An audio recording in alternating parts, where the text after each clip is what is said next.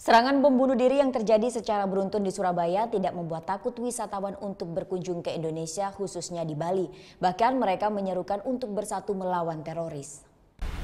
I'm from England. I've come to Bali and I'm not scared of terrorists. I'm not worried about it. You can't worry about those things. You know, life happens, so you can't worry.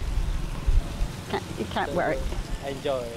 Yes, I'm happy to come back to Bali and help the Balinese people.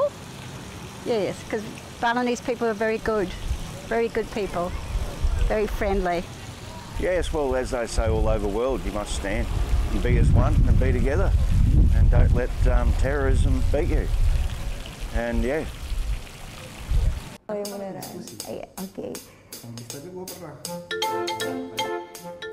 Nah, udah kan untuk beritanya? Jangan lupa di-subscribe, di-like, dan juga di-komen ya akun YouTube dari Net Bali. Terima kasih udah subscribe. Yang belum, jangan sampai lupa. Di sebelah sini nih. Mata